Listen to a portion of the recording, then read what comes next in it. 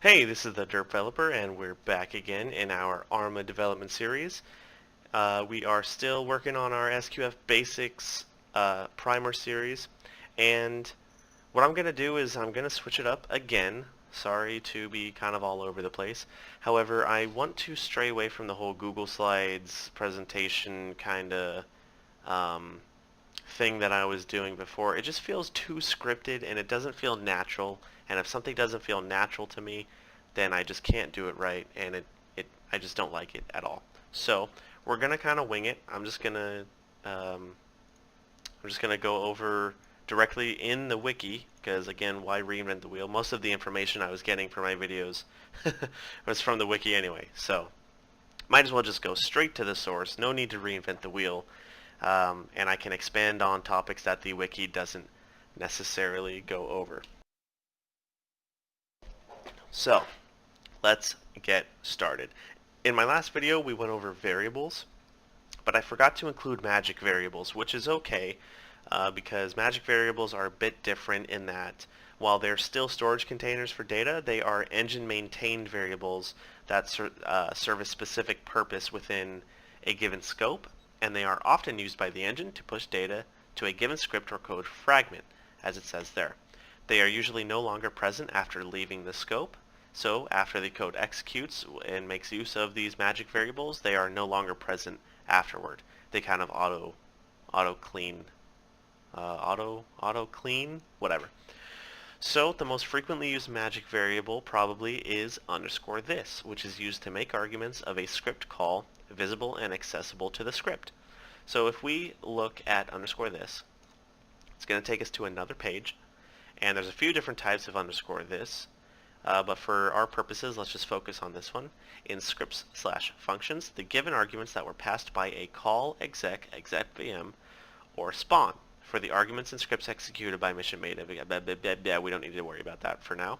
But if we go look at the call statement or the call command, executes the function string. The arguments, if any, are passed as underscore this. Arguments are passed in an array. So if we come down here, this is the most common syntax we're going to use for calling functions. And these here are the arguments that are being passed into the function that's getting called. And we'll go over arrays and everything in this video. Sorry, maybe not this video, but we'll go over arrays very soon. But for now, all you need to know is that this is an array of arguments and is stored in underscore this. And then you can access these arguments in a script by saying underscore this select 0. And that would select the first element in the array of arguments, which is 1. Okay? And we're going to be working with arrays and calls and underscore this magic variables a lot. So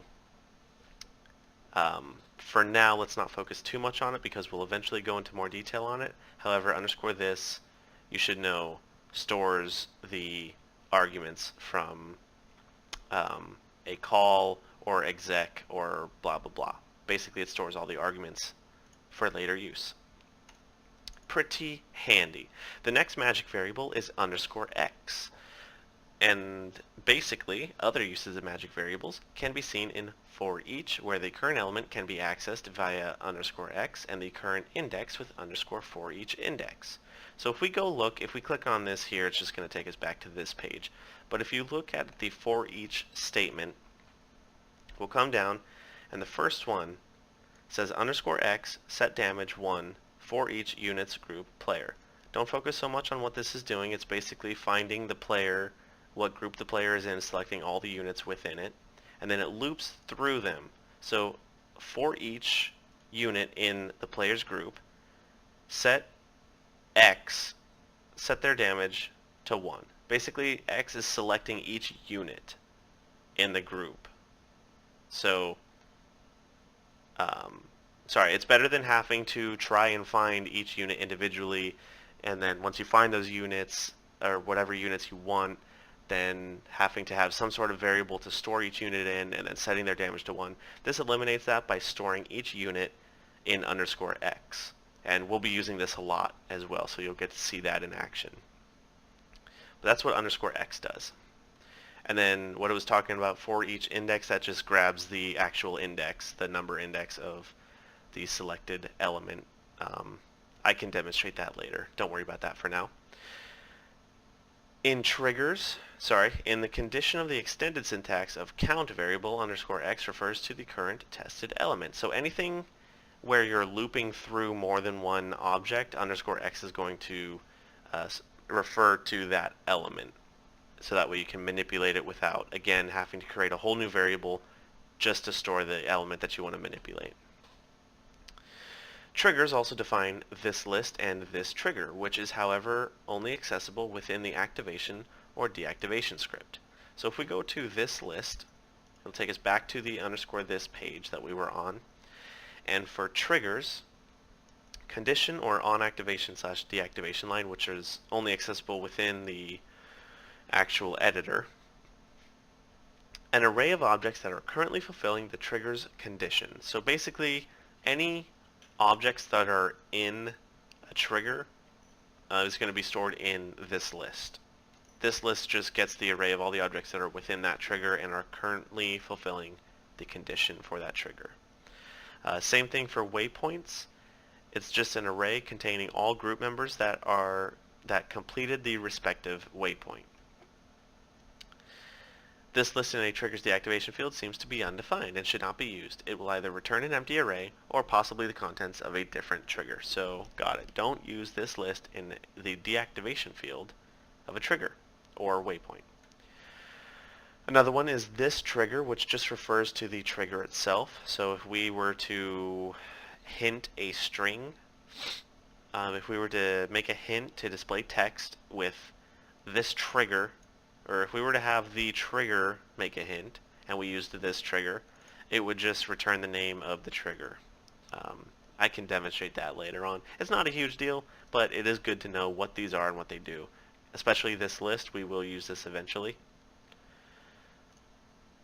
Moving on, the last magic variable you should know about is underscore exception, which in exception handling using a try-catch statement, we'll cover that in the exception handling video, usually declares a magic variable named underscore exception, which contains details about the exception or the error thrown in the try block. And a try block just tries to execute a block of code. If it fails, it throws an exception, throws an error, something like that. Okay, and again, we'll talk more about that in the exception handling video, but underscore exception is a magic variable to watch out for. So, let's move on to data types. I think we're only going to have time to cover number and string in this video, so let's get to it. If you need more information on magic variables, or you want to read that wiki page yourself and kind of click on all the different blue links and follow it down the rabbit hole, I will provide all the links to these pages in the video description. So, data types. The data type of a variable specifies which data it may contain. Certain operators and scripting commands require variables to be certain types. Okay, so for example, definition, the data type of a variable depends on the value given to it on initialization. So when you do myvar and you initialize it with an empty string, which is 2 quotation marks, that variable is now a string. And then you can also redefine these variables data types by just setting it to a different data type. You can go from an empty string and then you can assign it 0, and that will now make it a number. So you went from a string to a number, and a string is just text between quotations, and a number is exactly that, it's a number. We'll cover that in just a second. We will actually cover it right after we go over all the different available types. So the ones we're going to be covering in this little primer series are array, boolean, group, number, object, side, and string. And there's a lot of other data types: code, config, control, display, script, blah blah blah, all these down here. You can go over those kind of on your own time. I just want to cover these real basic ones. There's no need to spend hours going into detail about these ones. I will go into more detail about these as we come across them. So let's get started with number before this video runs too long. A real number, i.e. 1, negative 25, 6.52, or 1805.6352. The data type number is literally that's just a number. Numbers are stored as single precision floating point numbers, which allow for a large range of values with limited precision, generally accurate to 6 or 7 decimal places. The number data type is also sometimes referred to as scalar. It's not super important for, actually yeah it is. The largest real positive number that can be entered via script is 3.40282. Wait a second. You're telling me I can only store 3.4 in a variable? Hold on. Oh, what's that? It's an E. So what this E means, if you've never seen this before, it basically means that this number is so large you can't display it. It would just be that's the large, that's the number. That's what you would call that number.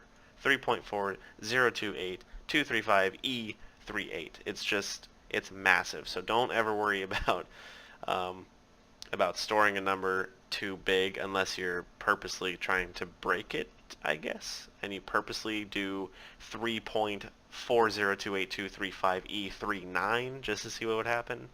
Won't work. In scripts, it is possible to generate a representation of an infinite positive or negative number which compares even larger or smaller than the above two floating point limits, which, my bad, I forgot to say that the largest real negative number that can be entered via a script is just the negative of that. Okay? So you can go all the way from negative 3.4 blah all the way up to positive 3.4 blah. And this here, we are never going to do this. We are never going to need to go into infinity. Like, we just won't. So I'm not really going to spend much time on that, but that is good for you to know. Go ahead and read it on your own time, try and understand it. But we're never going to be doing this. Either way, the finite command can be used to verify if a number represents infinity or NaN, which stands for not a number. Okay. Hex numbers. Arma supports hexadecimal numbers in both scripts and configs. Most common notation for hex numbers is 0x followed by the hexadecimal value. Alternatively, symbol $sign can be used for the same thing. It is also possible to mix and match notations. So if we were to go into the editor and we were to write the command hint str, which is just string, just converts number to a string, or sorry, yes, converts a value to a string, or displays a value as a string. Sorry, I just want to make sure I had that right. Sorry, I've been programming in C# a lot, so coming back to SQF is a bit, it's a bit fuzzy. Anyways, where were we? Oh, so hint str 0xff, it would display 255 as a string, but that's the hexadecimal value for 255. Alternatively, you can use that $sign, you can use the $sign notation, that's what it's called. That also equals 255, and that would return 255. And then you can mix and match those notations. You got the hexadecimal value for 255. You got it again right here, plus the regular number form of 255, and you get 765. We won't be using hex numbers very often. However, it is good for you to know, again, that the number data type supports the use of hexadecimal. Another thing that it supports is degrees.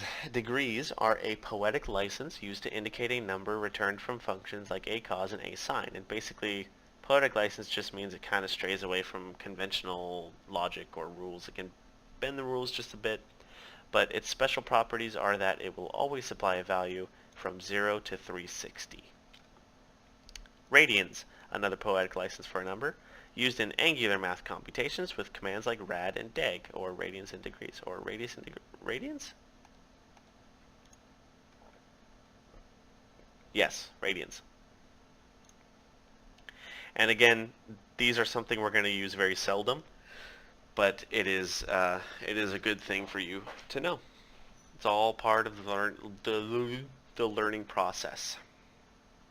Scripting versus add-ons. Integers and floats. Note that unlike config.cpps, or add-ons, a number in scripting language is any numeric entity.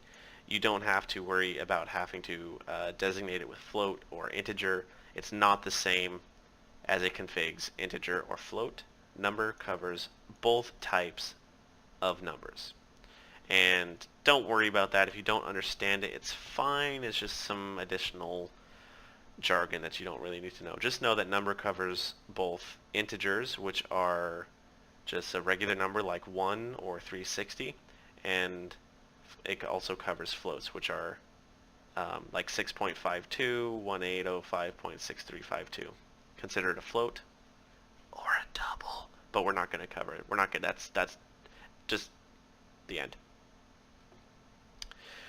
So, moving on to strings. I think we covered that pretty well. If you want to read that over again, don't worry, the links will be in the description.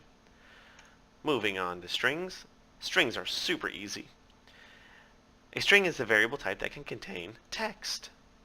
Description. A string may consist of any number of ASCII characters and is enclosed by single quotes, only in Arma, or double quotes. In OFP, we're not in OFP, so don't pay attention to that. If you are developing an OFP, you're in the wrong development series. So to define a string variable, or a variable of type string, you simply give it a value of text surrounded by double quotes, or single quotes. You can use single quotes or double quotes, as stated above. So, string, my string, oh sorry, wrong line. String, here is my string. That is a string. If you want to include double quotes in strings enclosed by double quotes, the inside double quotes have to be written twice. Quotes, quotes, quotes. So underscore string equals quotes, my string, quotes, quotes, with, quotes, quotes, quotes, quotes. So basically that will display in the game as my string and then within quotation marks with quotes. You can also get away with the same thing by doing my string and then single quotes, but it will only display as single quotes within the game. If you wanted to have double quotes, then you would do it this way with two sets of double quotes. Wow, it's really hard to not say quotes. Operators. The only basic operator to be used on strings is plus. You can use plus to concatenate two strings, and by concatenate, we're talking about just joining or linking two separate things. So you could go underscore string equals hello plus world, and that would display as one string hello world. Notice we have this space right here. That's because it doesn't parse it or detect that it's supposed to be two different words. It just takes in the data that you're giving it. So if you were to do hello, no space, plus world with no spaces, it would just all one word. It would just all be smashed together, hello world. So when you're concatenating things, two strings, you still need to add spaces where they would normally be. Commands. You can convert any type to a string using the command format. You can also use that command to build together a string out of different elements. So if we go look at the format command, and well, first let's look at the actual example we have here. Underscore string equals format %1, and then my array of strings. Hint underscore string, and it would return an array of strings. So basically, %1 is a placeholder variable that will be replaced by whatever argument you pass in. So the format command is an array. I probably should have gone over arrays first, considering we're coming across them so frequently already. But if we look at the actual format command, we see that you pass format, or you send format, and then in brackets you'll have your first argument, which is a string, and then every argument after that is what you'll want to go in that string if you have these placeholder values. So %1, and then %2, and then %3, depending on how many things you want to put in your string, or how many arguments you want to pass in, you just increment by 1. So our first argument is player, so that would go right here, and then side player would go right here where %2 is. And this would return player west11a or the username. So for example, if I was running this command on myself, it would be player, the Derpveloper, and then player's side, and then it would have my side, which would be west. If you look at the side command here, it returns the side of a unit. So where are the different? We got west, east, gur for gorilla, civ, logic, enemy, etc. We'll be using this pretty heavily later on. So that is what the format command does. And it's part of using strings. We're going to be using format a lot, so don't worry, you'll get to see this in action a lot and you'll have a better understanding of what it does. Limitations. Since Arma strings seem not to have any limitation in length, in OFP version 1.96, which we're not, manipulating and using strings above 2056 characters in length may crash the game, but it's okay because this is 2017 and we're not savages. Encoding. In OFP, the strings were internally ASCII, and the code page used was defined by the product language version by the fonts which were provided with it. Since Arma, all strings are Unicode with UTF-8 encoding used internally. There was no point to me reading this part, I just wanted to. So, I think we're just about out of time for this video. We covered magic variables, we got that out of the way, and we covered our first two data types, number and string. Hopefully I didn't move too fast. Hopefully I explained it in enough detail. And again, feel free to follow the links in the description and read these wiki pages yourself to try and find a better understanding of it. We're going to be working very heavily with all of these data types, so if you don't understand it now, don't worry, you're going to understand it later on once we get to the actual development, if it ever happens. Anyway, thank you for watching, and I will see you on the next line.